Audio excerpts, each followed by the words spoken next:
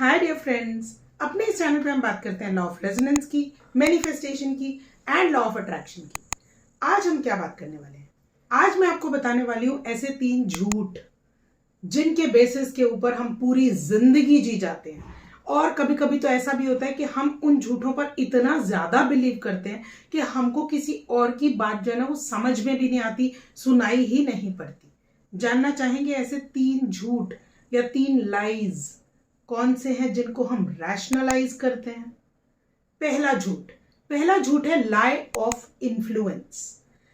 होता ही है कि क्योंकि हम जब छोटे होते हैं ना, जब बहुत छोटे बच्चे होते हैं, उस टाइम पर हमको इन्फ्लुएंस करने वाले बहुत सारे लोग हैं, बहुत सारी अथॉरिटी फिगर्स होती हैं, बहुत सारा जो है ना इस टाइप का माहौल बना हुआ होता है। ऐसा एक एनवायरनमेंट क्रिएट हो जाता है कि जहां पर जो भी हमको जो कुछ भी बोलता है ना, क्योंकि हमारा जो सबकॉन्शियस माइंड है at that point in time वो डेवलप हो रहा होता है, उस स्टेज में होता है जहां पर वो चीजों को ना बहुत क्यूरियोसिटी से देख रहा होता है कि ये चीज कैसे।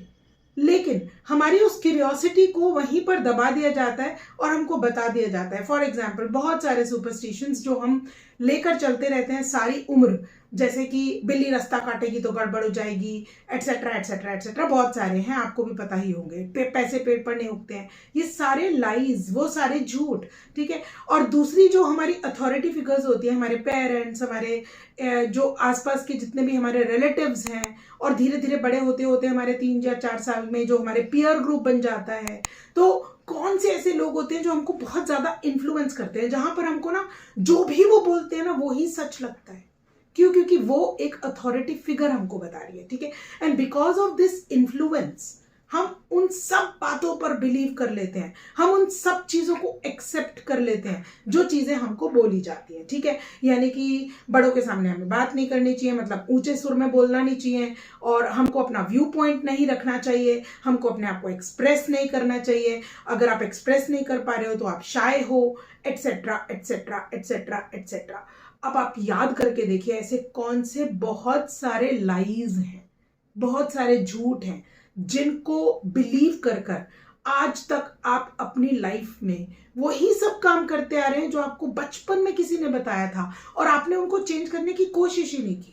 और यहां मुझे एक कहानी याद आती है जहां पर एक ना हाथी का छोटा बच्चा जो होता है ना, उसके पैर पर रस्सी बांध दी जाती है, और वो रस्सी जो है ना वो एक पेड़ के साथ में बांध दी जाती है। अब ये हाथी के बच्चे को हमेशा से ये लगता है कि वो ये रस्सी तोड़ ही नहीं पाएगा, क्योंकि बचपन में उस टाइम पर वो रस्सी बांधी जाती है जिस टाइम पे उसके पैर में वो ताकत नहीं है कि अगर उसने जरा सा भी हिलाया तो वो पेड़ टूट जाए। वो कोशिश भी करता है तो वो नहीं हिला पाता। धीरे धीरे धीरे धीरे वो हाथी तो बड़ा हो जाता है, लेकिन वो इस झूठ के सहारे अपनी जिंदगी निकाल देता है कि मैं इस पेड़ को तोड़ ही नहीं सकता। है ना कमाल की बात? It is the lie of influence that has been created by you, because आपकी अथॉरिटी फिगर्स जो हैं वो आपको सेफ्टी जोन में रखना चाहते हैं, और वो सब चीजें आपको बताते हैं जो सब चीजों को लेकर वो खुद बड़े हुए हैं। तो ये भी तो हो सकता है ना कि वो भी अपने लाइफ जी रहे हों और उन्होंने अपने ही झूठ आपके पास में ट्रांसफर कर दिए हों। अपने आप से पूछ के देखिए, क्या इस झूठ के ऊपर मुझे बिलीव करना चाहिए, या मैं इसे चेंज कर सकती हूँ या कर सकता हूँ? ठीक है, चेंज तो हम कर सकते हैं, चेंज तो हम कुछ भी कर सकते हैं, हमारी जिंदगी हमने क्रिएट की है, हम कुछ भी चेंज कर सकते हैं, हमारी मर्जी है ना भाई। तो सेकेंड टाइप का लाई कौन सा है? सेकेंड टाइप का झूठ है लाई ऑफ ओमिशन।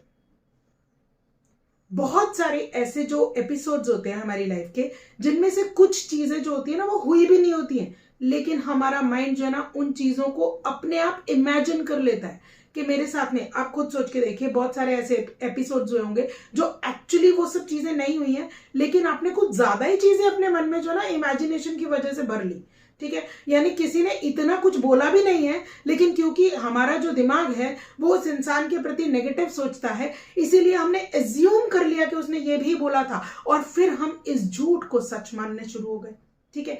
यानी कि हमने बहुत सारी चीजों को तो ओमिट कर दिया, हटा दिया, और कुछ चीजों को हमने ऐड कर दिया, ठीक है, because we have the episodic memory, ठीक है। तो हमने उस एपिसोड को अपने दिमाग में स्टोर तो किया, लेकिन एग्जैक्ट प्रोपोर्शन में स्टोर ना करके हमने उसको उस हिसाब से स्टोर किया जो हम स्टोर करना चाहते हैं, ठीक है, जो हम देखना चाहते हैं, जो हमारा मन एज्यूम करता है कि ये होगा, है ना।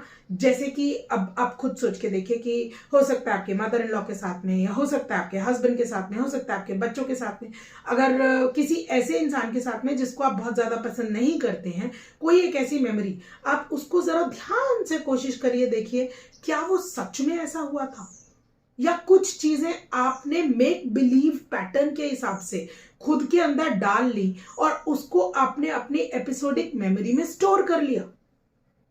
Because of this lie of omission, जो आपने अपनी मर्जी से किया, उस चीज की वजह से हम बहुत सारी उम्र तक ना इस लाई को लेकर जीते रहते हैं, इस मेमोरी को उस लेवल तक ले चले जाते हैं कि हम उस इंसान से ना एक्चुअली दुश्मनी मोल ले बैठते हैं, है ना। यानी कि हम उस लाई को बदलने की कोशिश ही नहीं करते। हमको ये लगता है कि यार क्योंकि ऐसा हुआ था इसीलिए ऐसा होगा, है ना। ये बहुत ही मुश्किलों वाली सिचुएशन आ जाती है जब हम अपने ही रिलेशनशिप्स को एक कटघरे में खड़ा कर देते हैं because of lie of omission. ठीक है, अब थर्ड लाई क्या है? थर्ड लाई है लाई ऑफ परसेप्शन। अब क्या हुआ, अब हमारी लाइफ में ना जितनी भी सिचुएशंस आती हैं, हम इन दोनों लाइज की वजह से, यानी कि जो इन्फ्लुएंस का या ओमिशन का लाई था ना, वो क्योंकि हमने अपने माइंड में बिठा रखा होता है, इसीलिए हमारा जो परसेप्शन है, किसी भी चीज को देखने का नजरिया है, वो फिल्टर करता है उन सब चीजों को, जो चीजों को हम लेना चाहते हैं, और जिन चीजों को हम छोड़ देना चाहते हैं ना, हम उनको छोड़ देते हैं। यानी कि हम इंटरप्रेट करते हैं सिचुएशंस को अपने माइंड के हिसाब से। यहाँ पे मैं आपको एग्जांपल देती हूँ, बहुत सारे एग्जांपल है वैसे तो।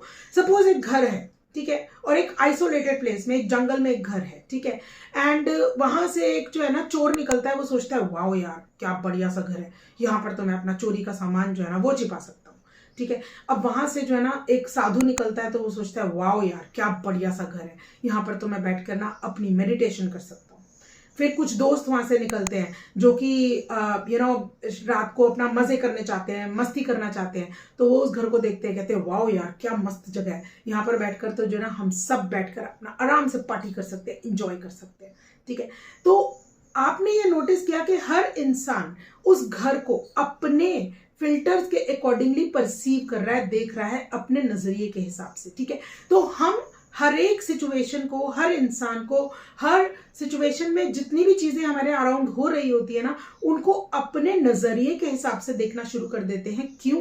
क्योंकि हमारे माइंड में ना बहुत सारे लाइज एस्टैब्लिश हो चुके होते हैं। यानी कि हमें ये दिख रहा होता है कि यार ठीक है, ये चीजें जो है ना ये ऐसे ही होंगी, हम उसको पहले से अज्यूम कर लेते हैं ये चीजें ऐसे ही होंगी। क्यों? क्योंकि हम अपने दिमाग के अंदर जो चीज स्टोर करते हैं ना, हम उसी चीज को बार बार होते हुए देखना चाहते हैं, और उन्हीं चीजों को हम बार बार अट्रैक्ट करते हैं। इसीलिए अगर आपके दिमाग में कोई चीज बचपन में बैठ गई है, फॉर एग्जाम्पल आप गुस्सा बहुत जल्दी आना शुरू हो जाता है आपको, you really start feeling agitated हर छोटी सिचुएशन के ऊपर, तो आप नोटिस करेंगे कि आप सारी उम्र ऐसे ही लोगों को इनवाइट करते हैं अपनी लाइफ में, जो आपको और ज्यादा इस इमोशन यानी कि एंगर के इमोशन को फील करवाते हैं। सिमिलरली अगर आपको बहुत ज्यादा उदास रहने की आदत पड़ चुकी होती है, तो फिर आप वैसे ही लोगों को अट्रैक्ट करते हैं अपनी लाइफ में जो आपको बहुत ज्यादा उदास ही फील करवाते हैं हर बार, ठीक है।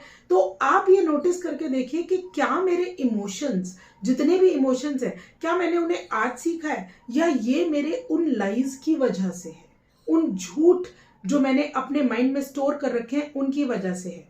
अब आप खुद से पूछिए, अगर मैं इन झूठों को, जितने भी मैंने झूठ एक्सेप्ट किए हुए हैं, खुद क्रिएट कर सकती हूं या कर सकता हूं, तो क्या मैं उन्हें खुद डिस्ट्रॉय नहीं कर सकती या कर सकता? आपकी जिंदगी है। If you can create it, you can destroy it. Very simple. Thank you so much for watching.